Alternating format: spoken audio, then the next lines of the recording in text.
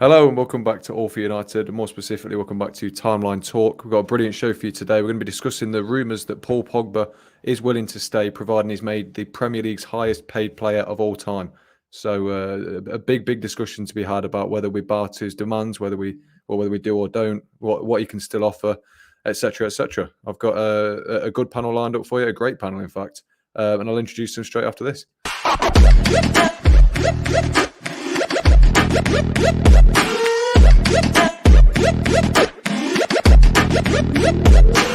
Click subscribe to get daily Manchester United content from passionate Reds, only on All for United.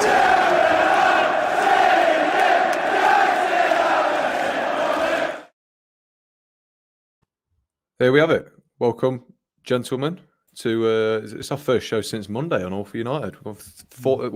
Nearly 4 whole days without content. Unprecedented scenes, but we're back, better than ever. First comment in from Brown Knight. What did I miss? Probably that little 30-second bit where we just showed the thumbnail. Didn't really miss much, don't worry. But yeah, Paul Pogba, according to L'Equipe, we'll introduce it straight away. He's now willing to stay. He wants to stay, in fact, if he's made the highest paid player in the Premier League of all time. Now, that record is held by Ronaldo, earning around 500 grand a week, it's believed. So I'll come to you first, Marcus. What are your thoughts? Yeah, I mean, I've obviously defended Pogba a lot, especially on that blue app with the bird. But this is just ridiculous, right? This is ridiculous. Like, forget Premier League, being the highest paid player at Manchester United above Ronaldo, for me, is just a no.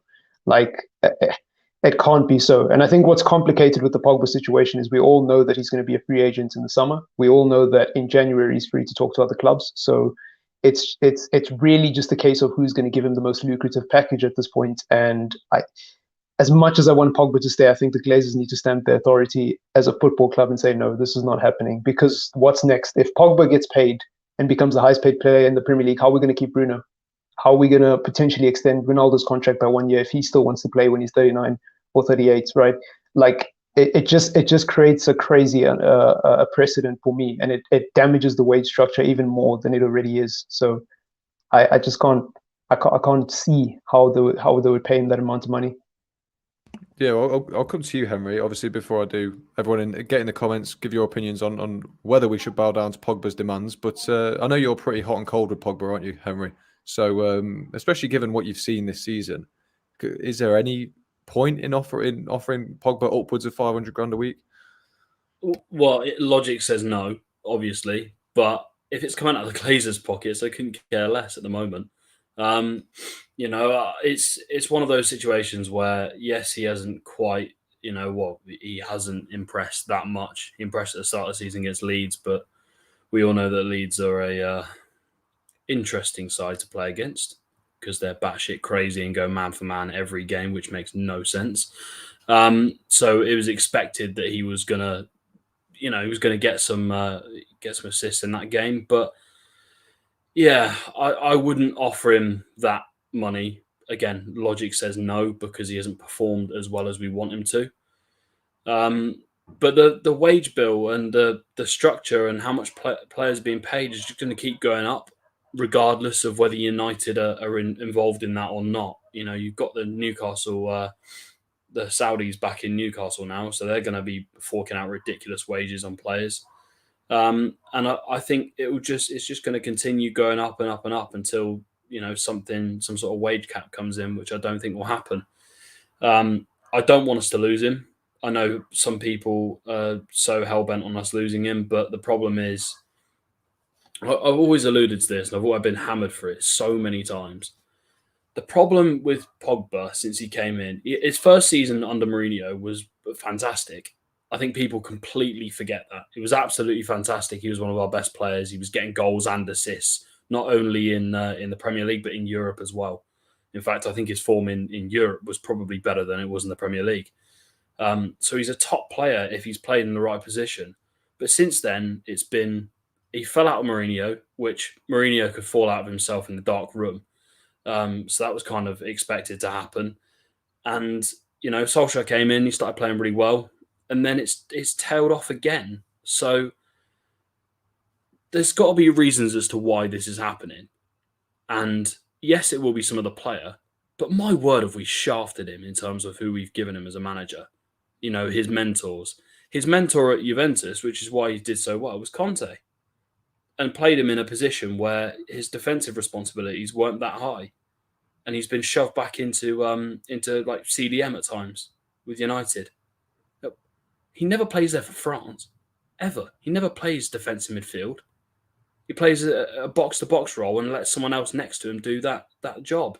And when he played with, if I'm correct in saying, it was Matic and Herrera or Fellaini, switching between the two, he did really well because his defensive responsibility wasn't that high. And we've now gone and got Fernandes, so Pogba can't play as a 10 because you've got Bruno in there. So, again, it's tough. You have to find a system to fit Pogba, and you have to do that with all the top players. We have to do that with Ronaldo now. And Ronaldo's, don't get me wrong, he's performing, but it is to the detriment of some of the team because of the way that we play. So you've got to accommodate the best players. I'm tired of this. They'll step up regardless of the system. That's not how football works. Players can't just be told to play a role they've never played before and then expect to fall into place. Because that doesn't happen unless you're a utility player, which is, at the moment, is quite rare. So, again, I'm really torn. I love Paul Pogba. He's a nice guy. He gets so much stick for his personal life, even though he doesn't do anything wrong. He's a family man. But just because he doesn't talk to the media every 5 minutes about how delightful he is and have people vlogging at his home, that doesn't mean that he's not a nice guy. He is, and he's a family man. So I'm tired of it, and we've got to make a decision one way or the other, and it's got to be done soon because the more we delay it, the worse it's going to get. The more the fans will get upset. The more the owners are going to go under pressure. So for their sake, they've got to do something. There we go. Brown Knight agrees with you, Henry. Does agree with this 100%. Discount Steve Howson dropping fast. Yeah, man. Nah. Respect that comment. Stephen Howson's a pound on Henry now. I'm not having that. Stephen Howson is a discount Henry Bartlett. Let's all just make sure that that's known. But yeah, Andrew, obviously Pogba's been sort of in and out of the side of late. Form's been a bit inconsistent. He's not that important player that he once was, is he? He seems like he's one of many midfielders now rather than someone who has to start every game. So do you think on that basis a new contract of this level would be bizarre? Because he's not nailing down a place in the first team. You never know whether he's going to start or not. You know, it feels weird. He's almost a rotation option and you're going to be paying him 500 grand a week. What do you think on that?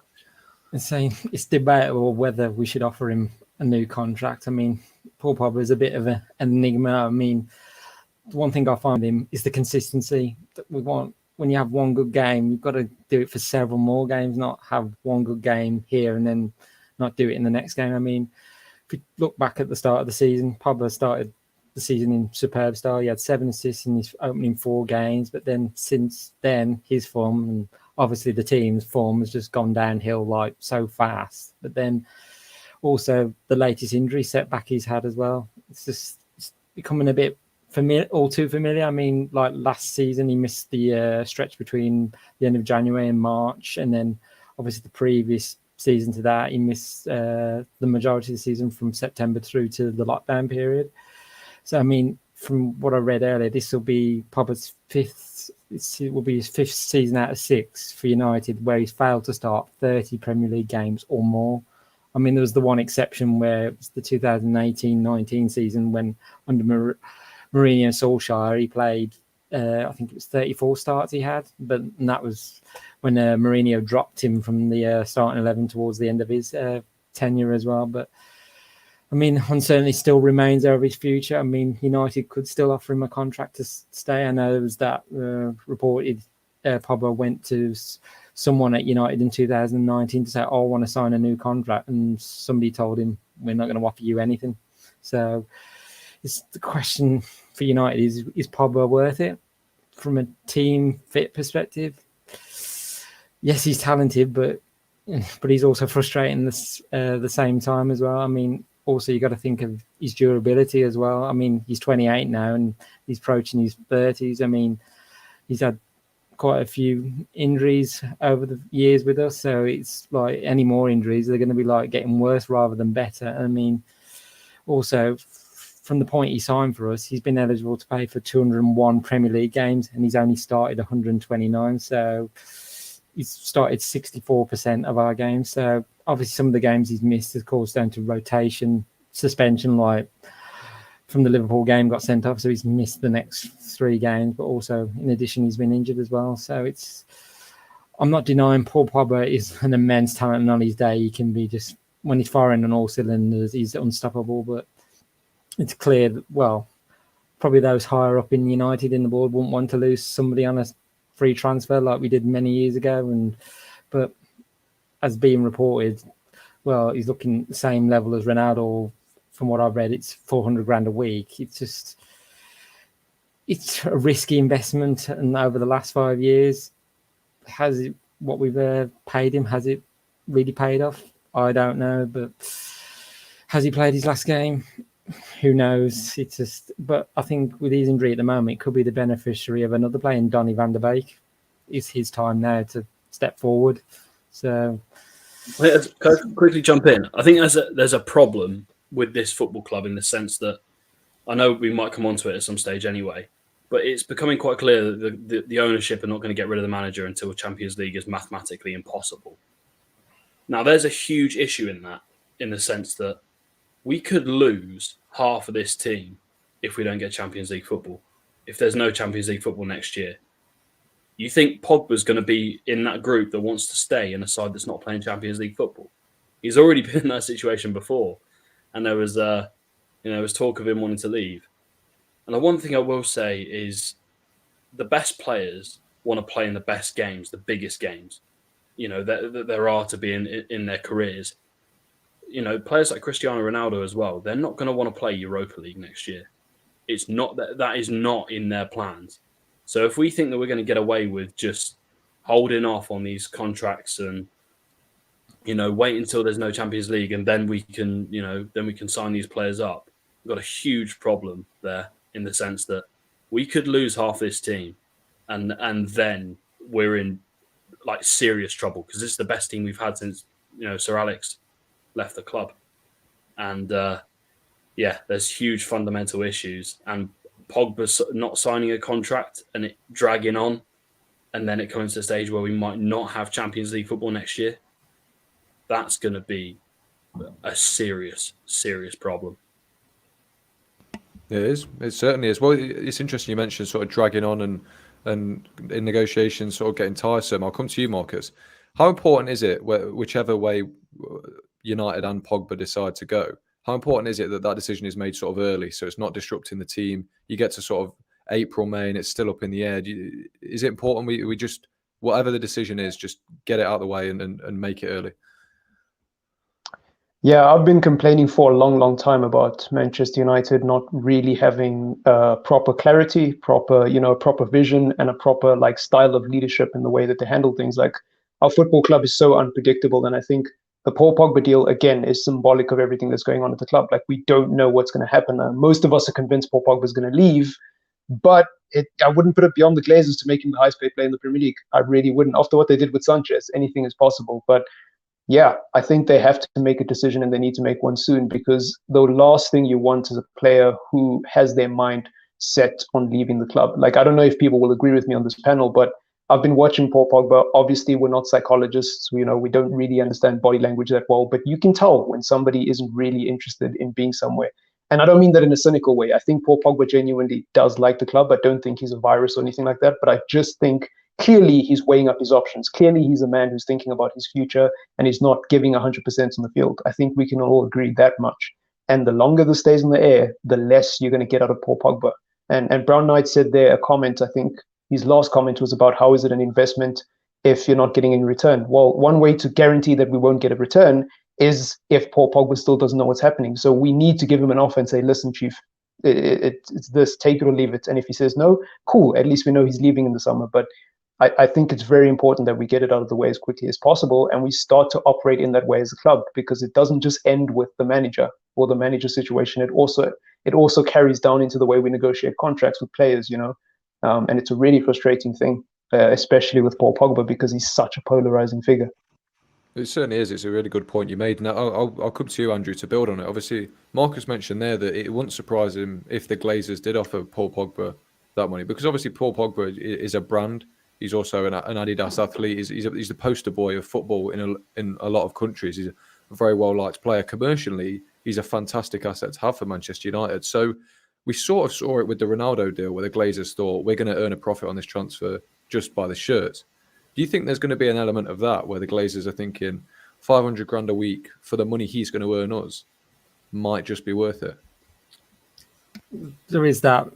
Well, the Glazers giving him that money because the commercial side, he can sell shirts, he can be in adverts for United or other brands as well. But you say it's what he does on the pitch that more concerns me as well. It's like Marcus said all about his body language, like sitting in the stands or watching from on TV, you can see like Pogba's body language. Like sometimes I'm like, come on, I just need you to fight a bit more and just get the team going. It's like some of the other players that you can see their body language. It's like the City games, like, well, we went 2-0 down. It's like, well, we'll just sit back and we'll just try and stop the bleeding, so we don't concede more goals. But Pogba, I'm just like, it's whether they're willing to offer him a new contract. I mean, in 2019, as I said, he went to someone at the club and said, "Oh, I want to sign," and somebody's told him no. Is that person he went to still there? And is there something behind that? And they're going to still want him to go?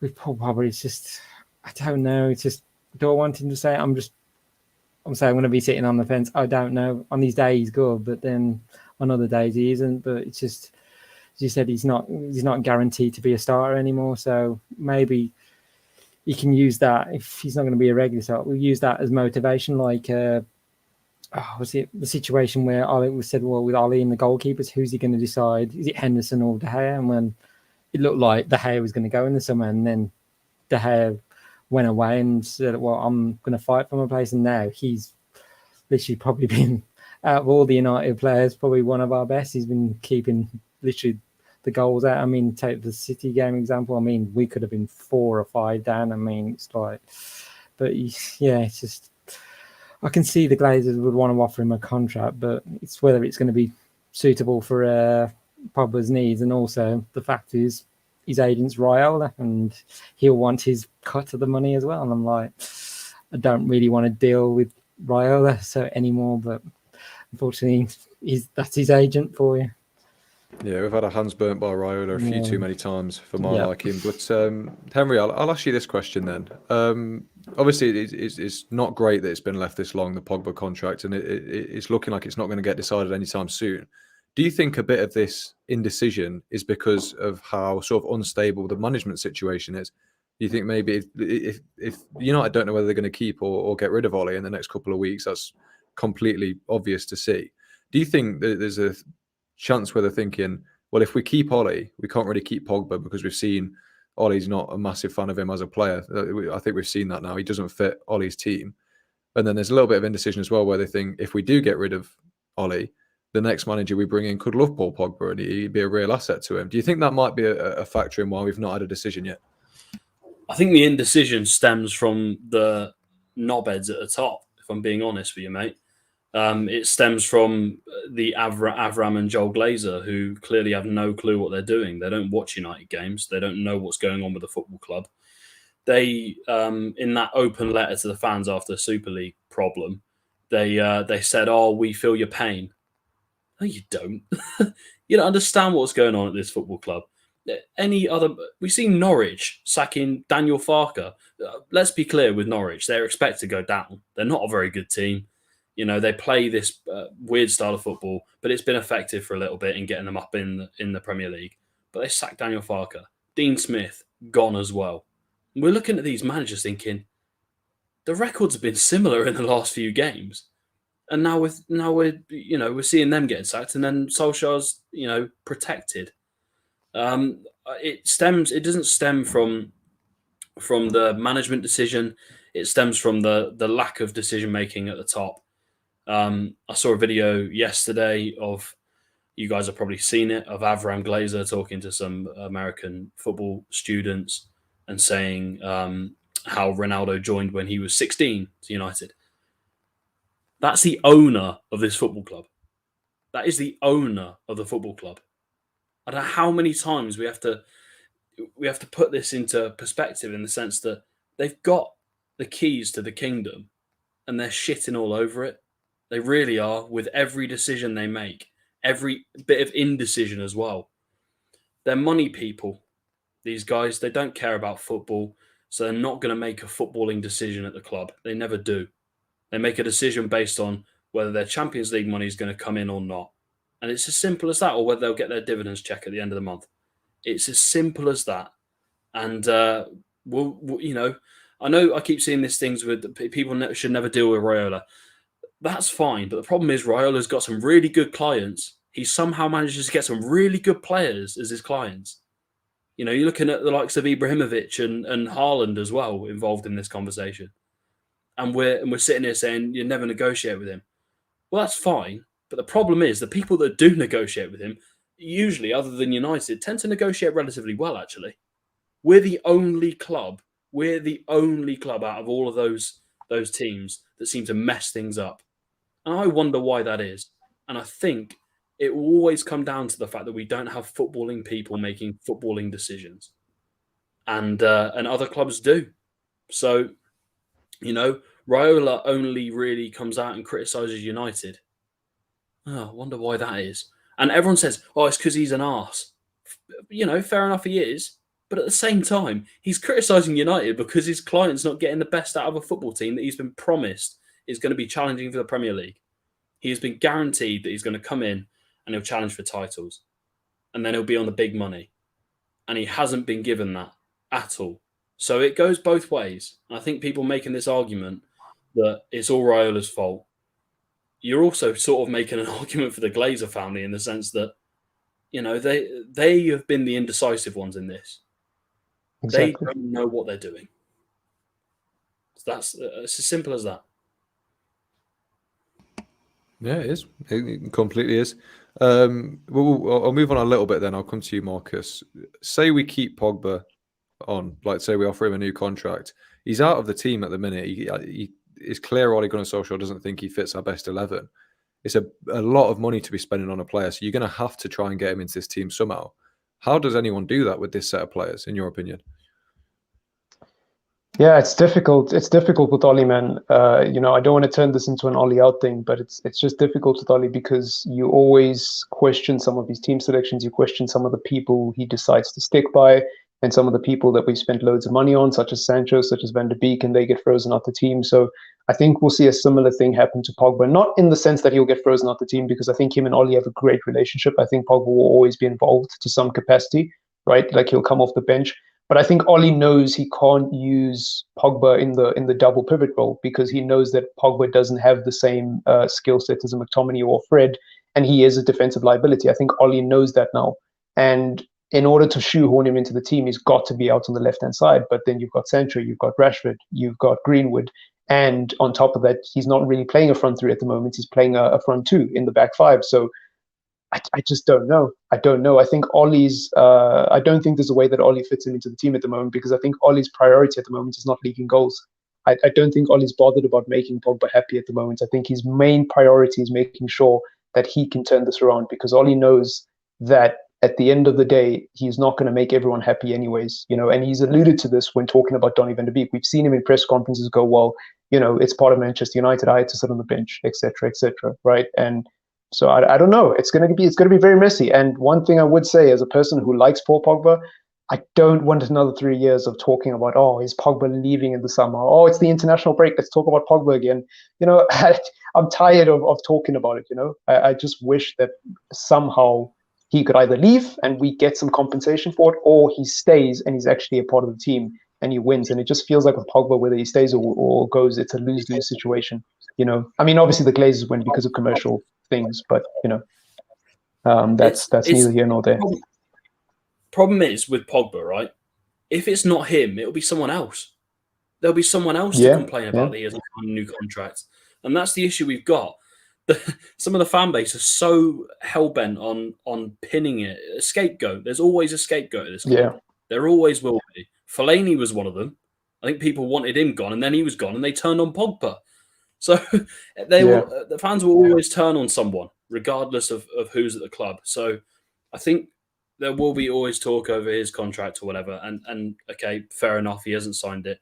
But if he goes, then someone else will be talked about as, why isn't he signed a new contract? There'll always be one player, and I think fans need to realise that it's not as simple as just pin it all on one player. The media have done it as well. We don't see him talking about Harry Maguire as being a waste of 80 million, when in fact he's been one of our worst performers this year.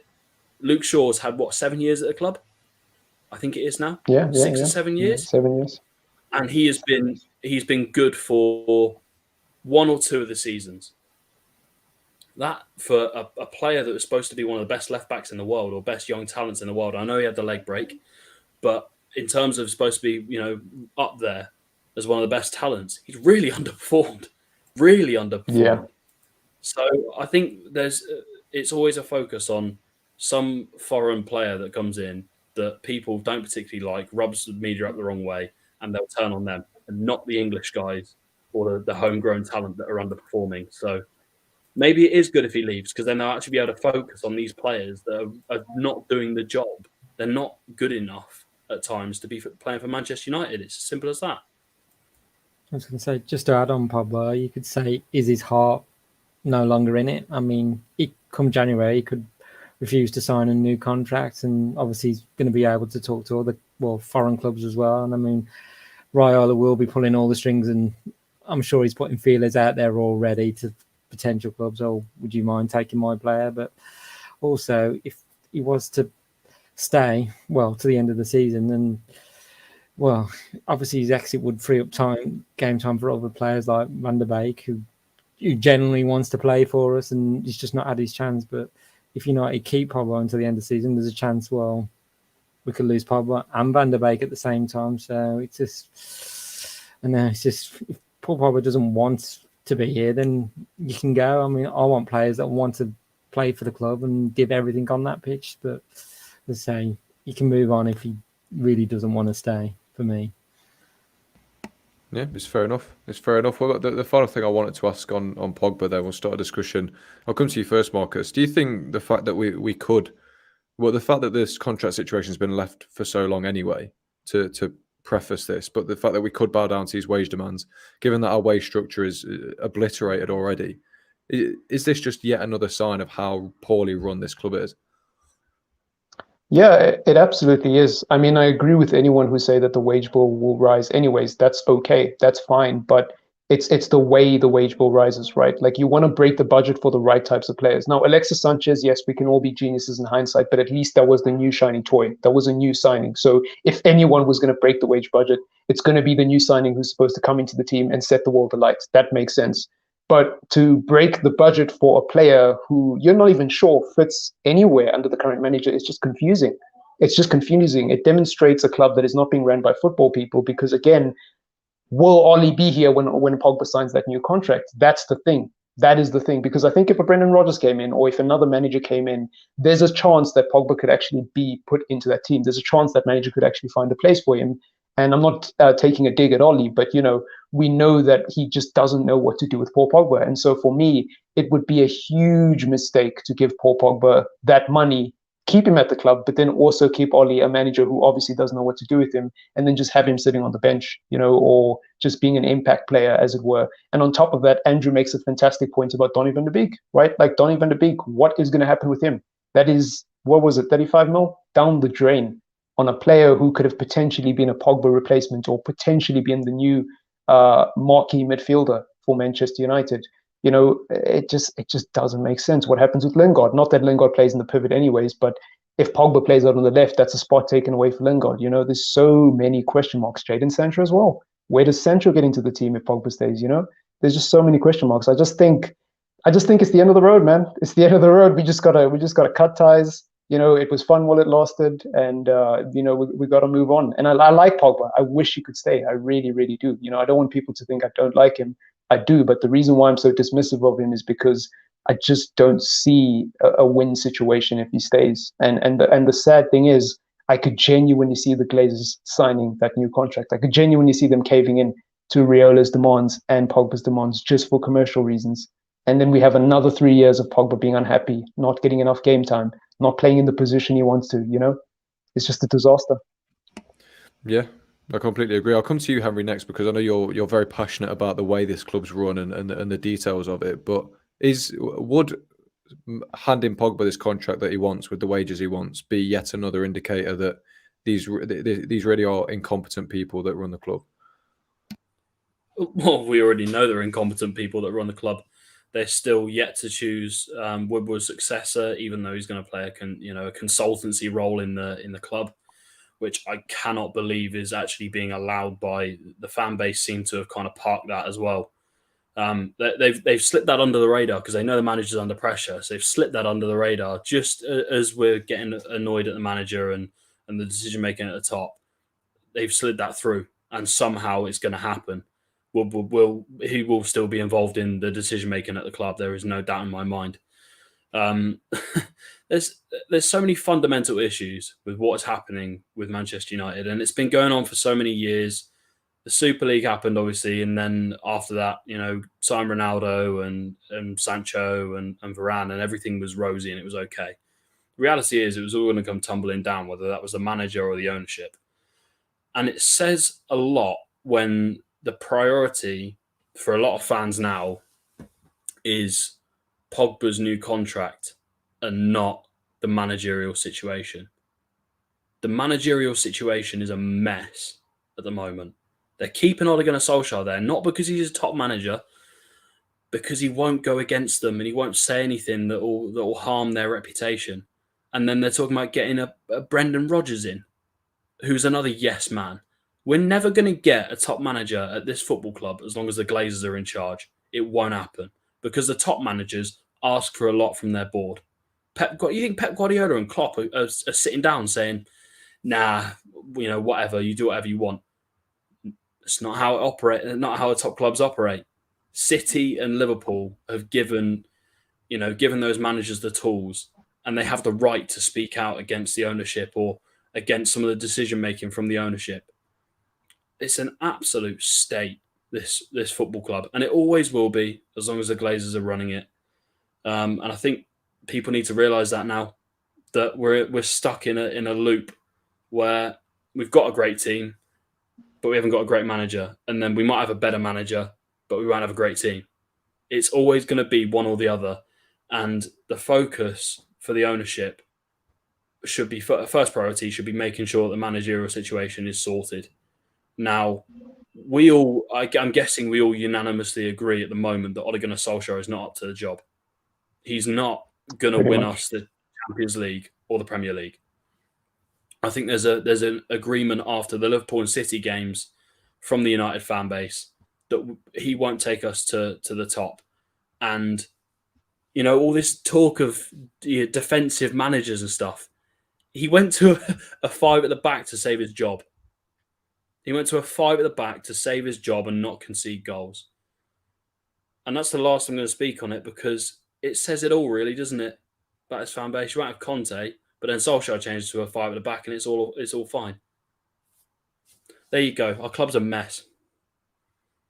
Fair enough. Well, I'll make this the last point so we can get off and watch whichever respective international team that might be playing that you're supporting at 7:45. But I'll bring it over to you, Andrew.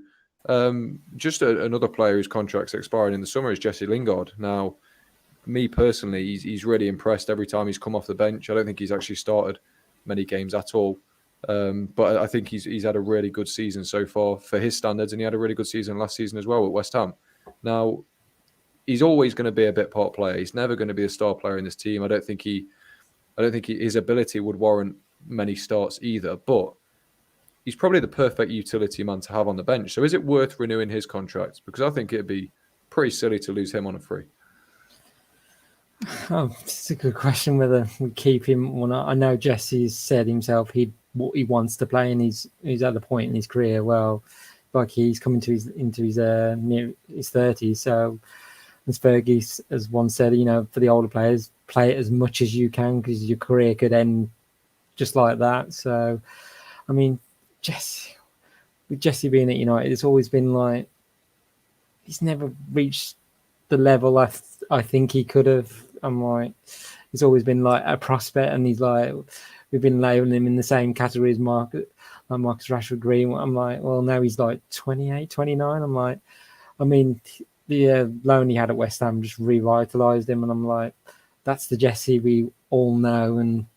But it's just when he comes back to United, he's fighting with like other players to get into the side. I mean, for the appearances he's made for United so far, he's been effective. I mean, like the Villarreal game when he laid it off for Ronaldo to score the winning goal. But for Jesse, I'm just like, I think it might just be right for him to move on in his career, because I'm just thinking, is he going to get much game time? Yes, he's an effective squad player, but seems like, as I say, Ollie has certain people he'll turn to, well, picking the side, and then others from the bench as well. So and then Jesse's, I say, born in Manchester. You want to see the local lads do well, but just think for his own benefit and his career, it's probably the right time for him to move on at the end of the season.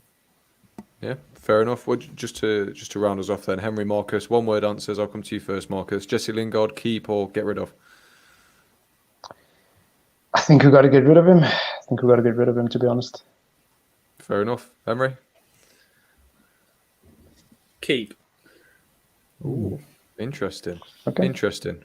We've got 2 get rid ofs, 1 keep. I'll go with keep as well. I like Jesse Lingard. I think he's a good asset to have. But yeah, that brings us to an end. Sorry it's a bit shorter. We're trying to get done before the football starts, just in case anyone wanted to watch it. So yeah, stay tuned. I think Ben's got some very good episodes coming out soon that are pre-recorded. So keep an eye on Twitter for those. I'm sure they'll be promoted soon. Very special guests on those from outside of AFU. But yeah, if you enjoyed the episode, if you want more great content in the future, be sure to subscribe so you don't miss an episode. Yeah, like if you enjoyed, and we'll see you next time.